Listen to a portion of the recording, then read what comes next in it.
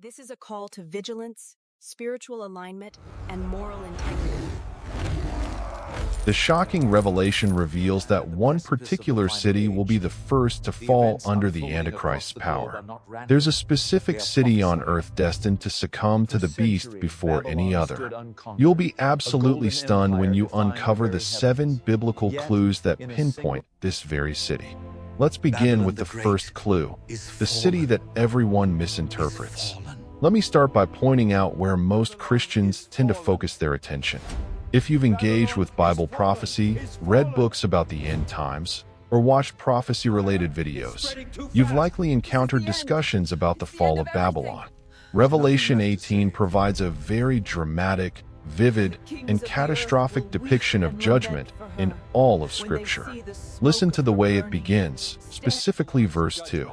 And he cried mightily with a strong voice, saying, Babylon the Great is fallen, and has become the habitation of devils, and the hold of every foul spirit, and a cage of every unclean and hateful bird. Babylon the Great is fallen. The repetition emphasizes the totality of the destruction. The chapter then elaborates on this destruction in devastating detail. Consider verses 9 and 10. And the kings of the earth, who have committed fornication and lived luxuriously with her, will weep and mourn over her when they see the smoke of her burning. They will stand far off, terrified of her torment, and cry out, Alas, alas, that great city Babylon, that mighty city, for in 1 hour your judgment has come. Just 1 hour, and utter destruction. Global leaders observe from a distance, stricken with terror. Merchants weep at the loss of their wealth. Ship captains lament the collapse of international trade. A superpower completely obliterated in a mere 60 minutes. This is what most prophecy teachers emphasize. This is the city that dominates the conversation. Speculation abounds. Is it Rome, the center of Catholicism, the religious harlot riding the beast? Is it New York, the economic engine of the world, the heart of global finance? Is it Dubai, a modern-day Babylon built on unimaginable wealth and opulent luxury in the Middle East? Could it be the literal city of Babylon in Iraq, rebuilt to serve as a one-world capital? However, here's the crucial point, and pay close attention because it's fundamental to understanding everything that follows. Babylon's fall occurs late in the tribulation period, very near the end, just before Armageddon, after the bowl judgments, after the majority of the 7-year period has already unfolded. Revelation 18 verse 8 clearly states, Therefore her plagues will come in a single day, death, mourning, and famine. And she will be burned up with fire, for mighty is the Lord God who judges her. One day, sudden, catastrophic, final. That's how Babylon is destroyed. It's not a gradual decline, not a 42-month siege. It's a single day of fire, and then it's over. So, if you're anticipating Babylon's fall as the initial major city judgment, if you believe it signifies the Antichrist's rise to power, you're going to miss the earlier events. You'll overlook the city that falls at the commencement of the worst period of persecution. You'll be watching the wrong place at the wrong time because there is another city. Let's move on to discovery number 2. Jesus himself names the city. Consider Matthew 24. Jesus is seated on the Mount of Olives, overlooking Jerusalem, with the temple gleaming in the sunlight. His disciples have just inquired about the end times, his return, and the signs that will precede it. Jesus begins his response by addressing false messiahs, wars, rumors of wars, famines, earthquakes, persecution, and deception. He also speaks of the gospel being preached to all nations. And then, he becomes very specific. Verse 15 states, So when you see standing in the holy place the abomination that causes desolation, spoken of through the prophet Daniel. Let the reader understand. Pause right there. Let the reader understand. Jesus is emphasizing the importance of paying close attention. This is a critical moment. Ensure you comprehend what I'm about to tell you. The abomination that causes desolation. the very same event prophesied by Daniel, the same desecration described by Paul, the precise moment depicted in Revelation 13 when the Antichrist enters the temple, halts the sacrifices, erects his own image, and proclaims himself to be God. And where does all of this occur? What is the holy place? Verse 16 reveals the answer. Then let those who are in Judea flee to the mountains. Judea. Jesus explicitly names the location. Not Babylon, not Rome, not Egypt, not any other nation. Judea, the region surrounding Jerusalem, the heart of Israel, the land divinely given to the Jews. His command is to flee immediately, urgently. Don't hesitate. Verses 17 through 20 continue. Let no one on the housetop go down to take anything out of the house. Let no one in the field go back to get their cloak. How dreadful it will be in those days for pregnant women and nursing mothers. Pray that your flight will not take place in winter or on the Sabbath. If you're on your rooftop when this event unfolds, don't go inside. Just run. If you're working in the field, don't return to your house. Just flee. If you are pregnant or nursing, you're in grave danger because your mobility is significantly reduced. Pray that it doesn't happen during winter when travel is more treacherous. Pray it doesn't occur on the Sabbath, when observant Jews refrain from traveling. The urgency is paramount. The warning is delivered emphatically.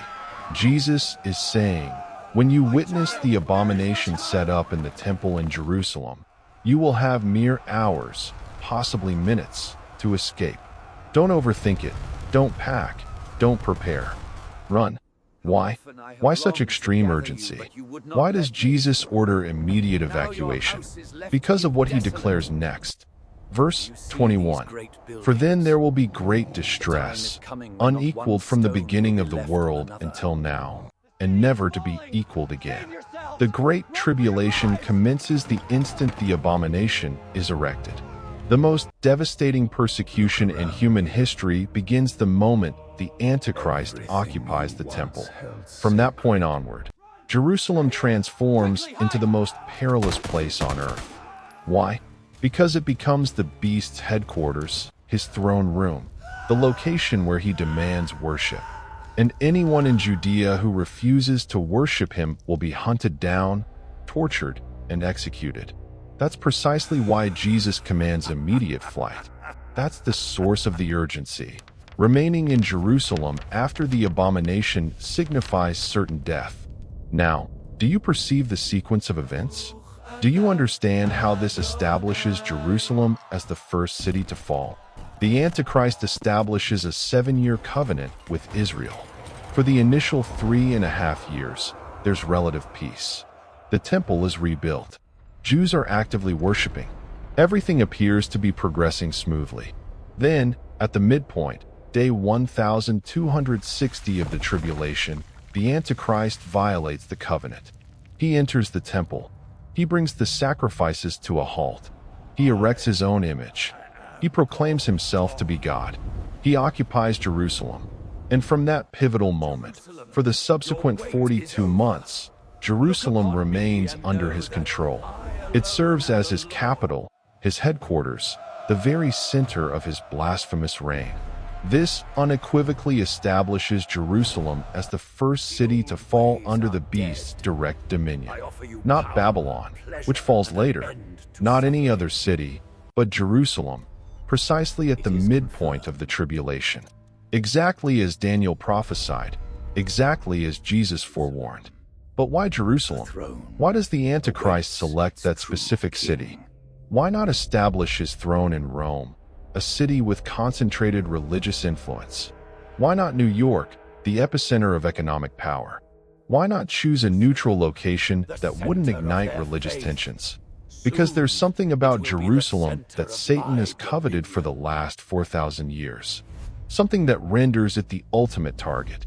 Something that, when he finally conquers it through his chosen vessel, represents the highest form of blasphemy conceivable. Let's move on to discovery number 3. Why Jerusalem? The city that Satan has always coveted. Let me reveal something that will provide clarity. Once you grasp the spiritual significance of Jerusalem, Once you understand why God chose it, you'll comprehend why Satan targets it. Jerusalem isn't merely another city. It's not simply the capital of Israel. It's not only a historical location with religious importance. Jerusalem is God's chosen city, the place where He placed His name, the location where His presence dwelled, the site of His temple, and the future capital of His millennial kingdom. Listen to what God Himself declares about Jerusalem. For the Lord has chosen Zion. He has desired it for His dwelling place. This is my resting place forever. Here I will dwell, for I have desired it. The Lord has chosen Zion. That is Jerusalem. God selected it not because it was the largest city, not because it was the wealthiest, and not because it possessed strategic military value. God chose it because He desired it. This is my resting place forever. Here I will dwell. God's presence, God's dwelling place, God's throne forever. 1 Kings 11 verse 36 affirms this. Yet I will leave him one tribe, so that David my servant may always have a lamp before me in Jerusalem, the city where I have chosen to put my name. God's name is on Jerusalem, intimately connected to it, inextricably identified with it. When people think of God, they naturally think of Jerusalem. When they worship the God of Israel, they instinctively face Jerusalem. This is why the temple was situated there. This is why the Ark of the Covenant rested there.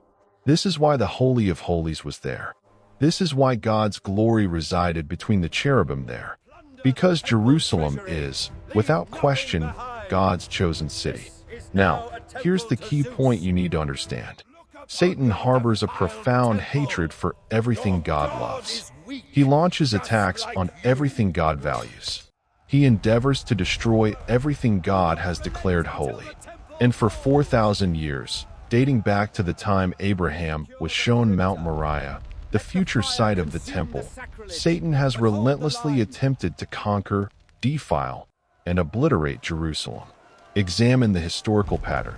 Antiochus Epiphanes, a clear foreshadowing of the Antichrist, brazenly entered the temple, sacrificed a pig on the altar, erected an image of Zeus, and forbade Jewish worship. This was the abomination that causes desolation, a preview of what the final Antichrist will ultimately perpetrate. Consider the Roman destruction in 70 AD. Titus and his legions mercilessly burned the temple, slaughtered over 1 million Jews, and dispersed the survivors. Jerusalem effectively ceased to exist as a Jewish city for centuries. Then came the Islamic conquest in 637 AD. The city changed hands numerous times, always because of its profound religious significance. Modern conflicts, spanning from 1948 to the present, consistently center on Jerusalem.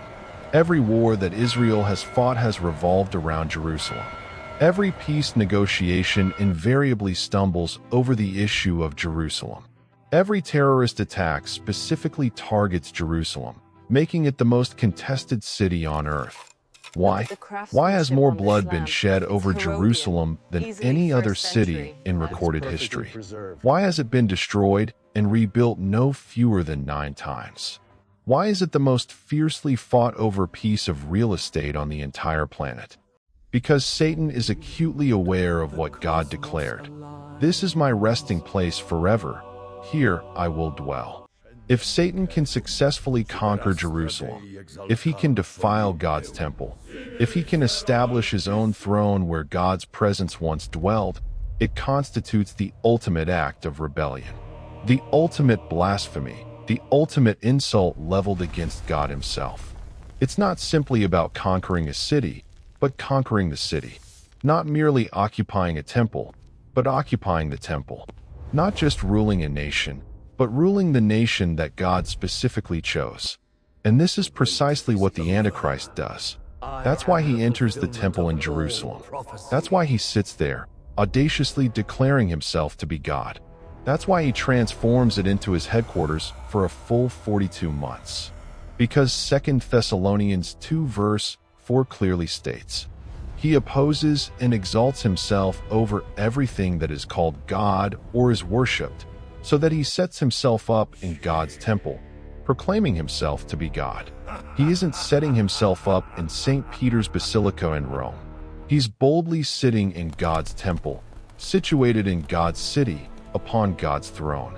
This represents Satan's ultimate "I will" statement. Recall Isaiah 14 verses 13 to 14, where Satan's original rebellion is meticulously described. You said in your heart, "I will ascend to the heavens. I will raise my throne above the stars of God. I will sit enthroned on the mount of assembly, on the utmost heights of Mount Zaphon. I will ascend above the tops of the clouds. I will make myself like the Most High." 5 "I wills," 5 definitive declarations of rebellion, 5 audacious attempts to usurp God's position. And the Antichrist, Satan's chosen vessel, carries out those "I wills" by taking his seat in God's temple, located in God's city, arrogantly declaring himself to be God. That's why Jerusalem falls first. That's why it has to be Jerusalem. Because Satan's overarching strategy, his 6,000-year rebellion, culminates in conquering the one city God himself has called his own. But there's even more to this, because this isn't solely about Satan's deep-seated hatred. This is also intricately linked to God's divine plan for Israel. Remember what Daniel 9 verse 24 states. 77s are decreed for your people and your holy city to finish transgression, to put an end to sin, to atone for wickedness, to bring in everlasting righteousness, to seal up vision and prophecy, and to anoint the most holy place. Your people, Daniel was Jewish. Therefore, your people refers to Israel. Your holy city, Jerusalem. The 77s, or 490 years, are specifically decreed for Israel and Jerusalem. Now, I'm fully aware of what some of you might be thinking, but you stated that Revelation reveals all of this. Where in Revelation does it explicitly declare that Jerusalem falls? Allow me to demonstrate. Because Revelation doesn't merely imply it. Revelation provides us with a precise timeline, the exact duration, a specific 42-month countdown. And when you see it, when you truly understand the numbers, all ambiguity vanishes. Let's move on to discovery number 4, the 42-month countdown. Revelation is replete with numbers, specific durations, exact timelines. And if you pay meticulous attention to them, if you carefully track them, they unlock the entire chronology of the tribulation. Let me illustrate how Revelation describes the very same time period utilizing different measurements, because understanding this is paramount to discerning when Jerusalem falls. Revelation 11 verse 2 states, "But exclude the outer court, do not measure it, because it has been given to the Gentiles. They will trample on the holy city for 42 months. 42 months. And what's being trampled? The holy city. That's Jerusalem. Gentiles, or non-Jews, are occupying it, controlling it, trampling it for a duration of 42 months. Revelation 11 verse 3 continues, "And I will give power to my 2 witnesses, and they will prophesy for 1,260 days, clothed in sackcloth." 1,260 days. That equates to 42 months. That's 3.5 years. 360-day prophetic years. The same duration, measured differently. Revelation 12 verse 6 adds, "The woman fled into the wilderness to a place prepared for her by God, where she might be taken care of for 1,260 days. Again, 1,260 days. The woman, representing Israel, flees into the wilderness and receives divine protection there for 1,260 days. Revelation 12 verse 14 further clarifies, "The woman was given the 2 wings of a great eagle to fly to the place prepared for her in the wilderness, where she would be taken care of for a time, times and half a time, out of the serpent's reach." A time, times, and half a time. 1 year, plus 2 years, plus half a year, which equals 3.5 years. The same duration, yet again. Revelation 13 verse 5 states, "The beast was given a mouth to utter proud words and blasphemies, and to exercise its authority for 42 months."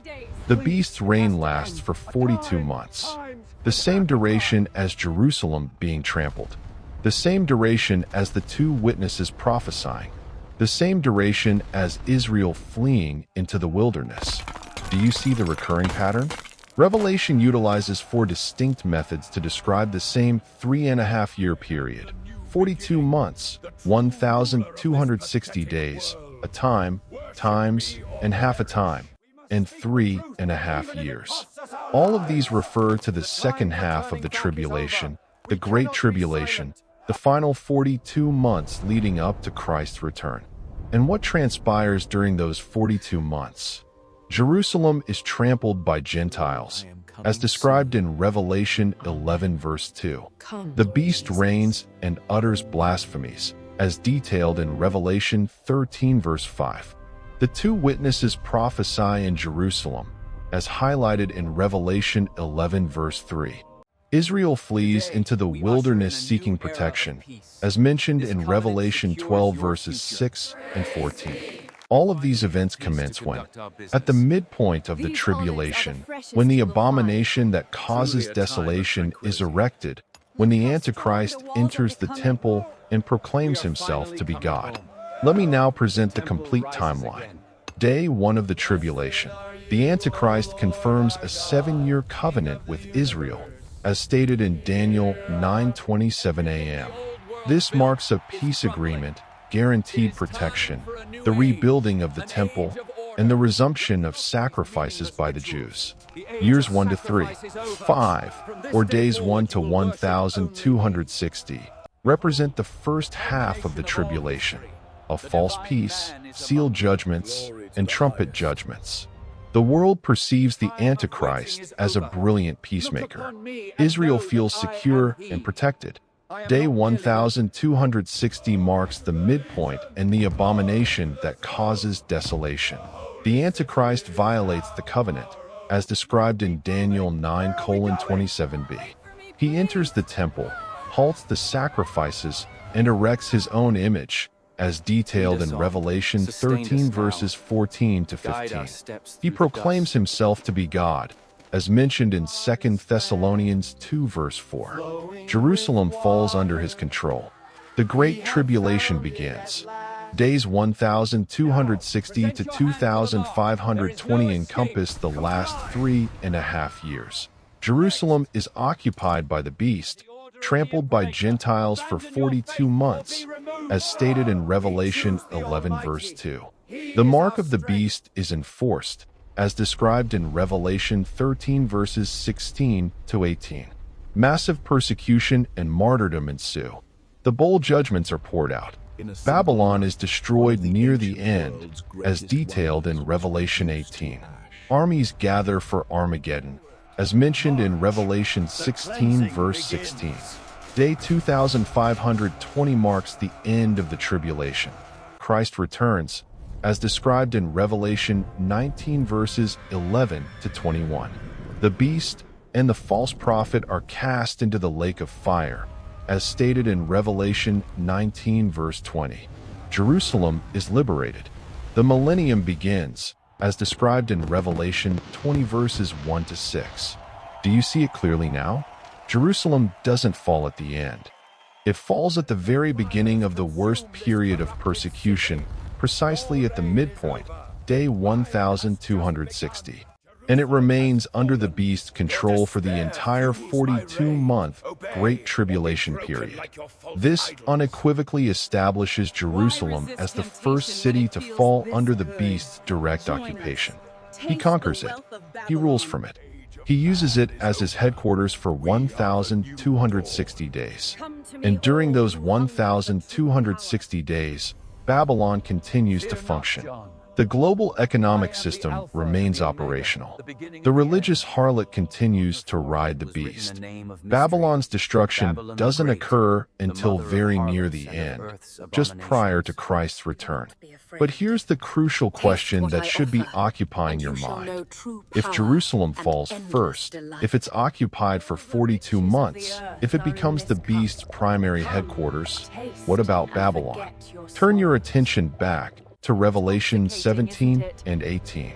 This is where John witnesses the judgment of Babylon the Great, the mother of prostitutes and of the abominations of the earth, as stated in Revelation 17 verse 5. Revelation 17 portrays Babylon as a woman, a harlot, riding a scarlet beast. She's adorned in purple and scarlet garments, embellished with gold and precious jewels, holding a golden cup brimming with abominations. And she's intoxicated with the blood of the saints. Verses 15 through 18 explain what she represents. Then the angel said to me, "The waters you saw, where the prostitute sits, are peoples, multitudes, nations, and languages. The beast and the 10 horns you saw will hate the prostitute. They will bring her to ruin and leave her naked. They will eat her flesh and burn her with fire. For God has put it into their hearts to accomplish his purpose by agreeing to hand over to the beast their royal authority, until God's words are fulfilled. The woman you saw is the great city that rules over the kings of the earth." Babylon is a city, but it also represents a system, a religious and economic system that exerts control over nations, influences kings, and dominates global commerce. Some interpreters believe it to be Rome, the headquarters of the Catholic Church. Jerusalem is conquered so that the Antichrist can seat himself in the temple and audaciously declare himself to be God. It serves as his political headquarters, his throne room, the location from which he demands worship. Babylon, on the other hand, is the economic and religious system that sustains his reign. It's the commerce, the trade, the wealth, the false religion, and the global network that facilitate his control. And here's the crucial point to remember. The beast needs Babylon to remain functional throughout his 42-month reign. He requires the economic system to continue operating. He needs the religious deception to persist. He depends on global commerce to flow seamlessly so that he can effectively enforce the mark of the beast. Remember, no one can buy or sell without it, as stated in Revelation 13 verse 17. This is why Babylon doesn't fall until the very end.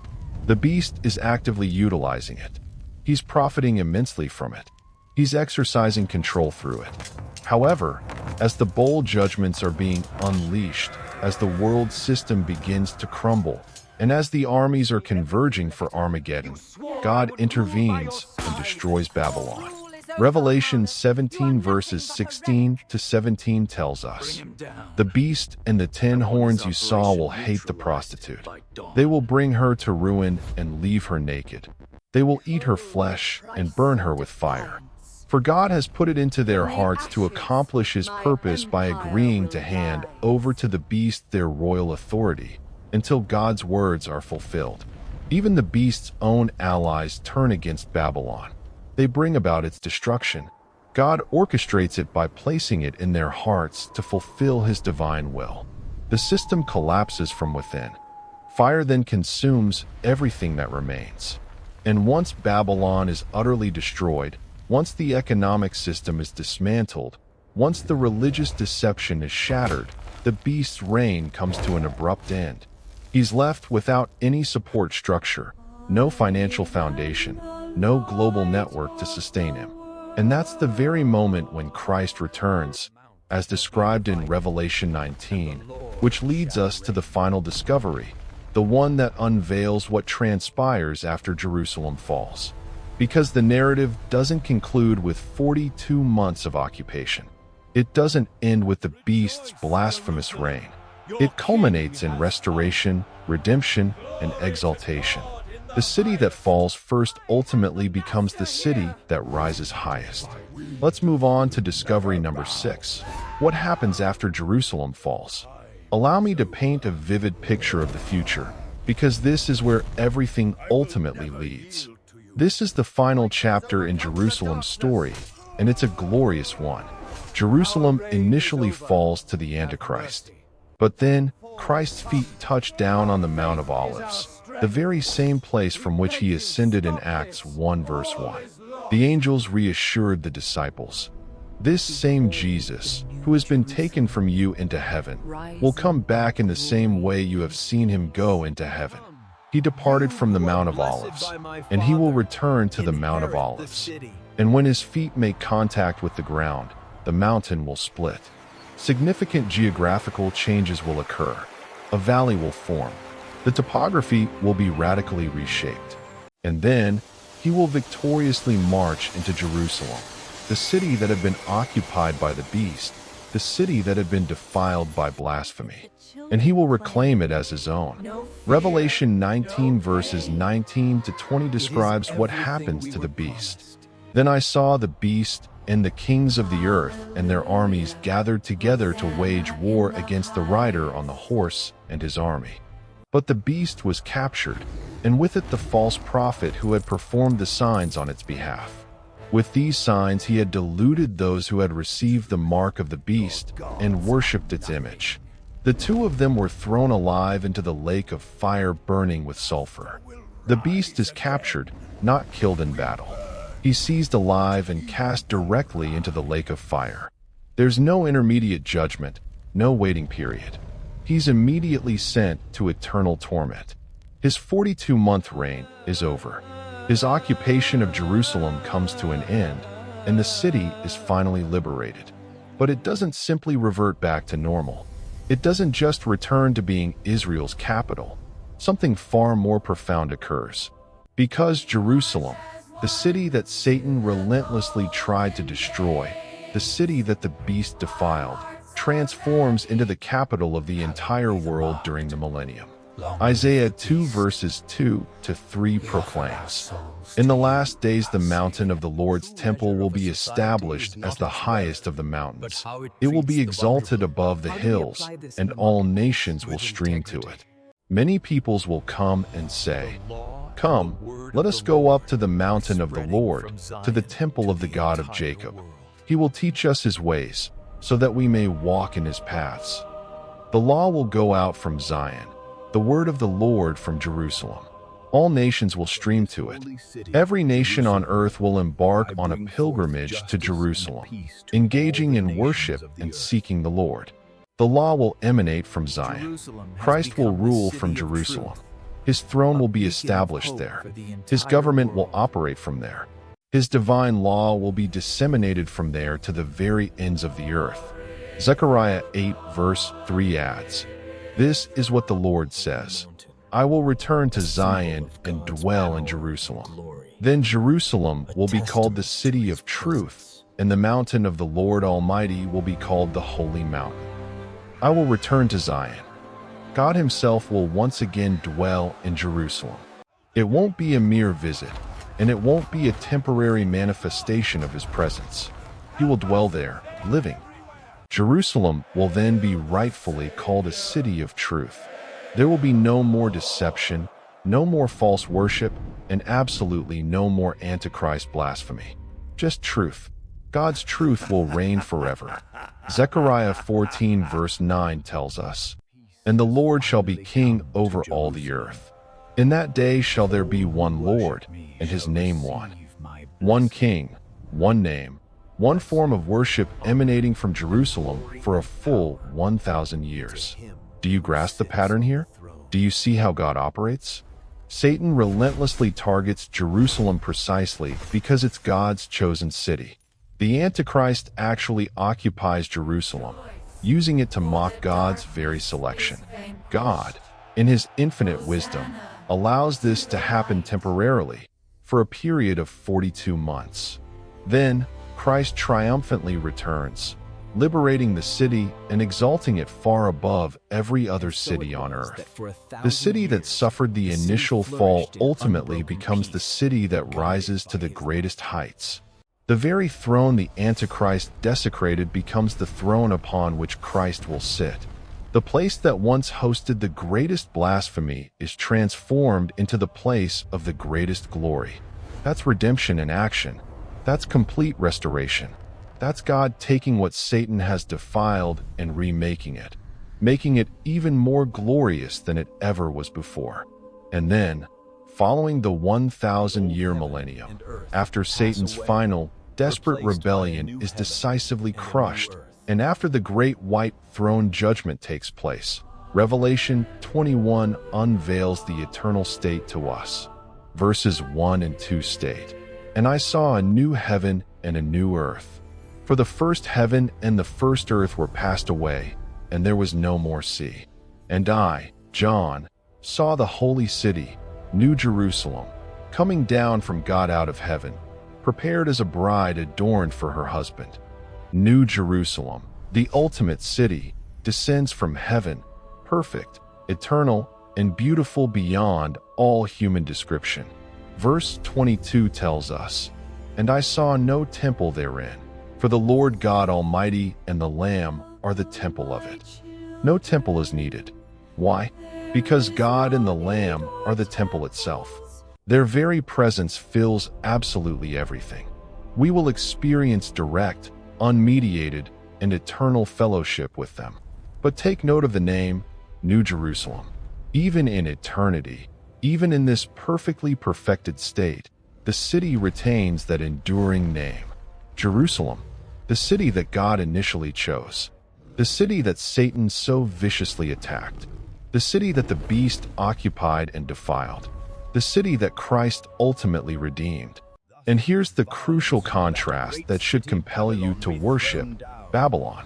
This city was used by the beast throughout the tribulation period, and then it was completely destroyed in a single hour by God's righteous judgment, never to be rebuilt again. Revelation 18 verse 21 states, "And a mighty angel took up a stone like a great millstone and cast it into the sea, saying, Thus with violence shall that great city Babylon be thrown down, and shall be found no more at all." It's gone forever, erased from existence, leaving no trace. Jerusalem, on the other hand, was occupied by the beast for those harrowing 42 months, but then it was liberated by Christ at his glorious return. It was made the millennial capital for 1,000 years, and then transformed into New Jerusalem for all of eternity, redeemed forever, exalted, and made completely new. That's the fundamental difference between the city that Satan built and the city that God himself chose. One is temporary and destined for destruction. The other is eternal and glorified beyond measure. And that's precisely why understanding which city falls first matters so profoundly. Because Jerusalem's fall isn't the end of the story. It's merely the beginning of the final act. And that final act culminates with God's glory completely filling the very city that Satan so desperately tried to destroy.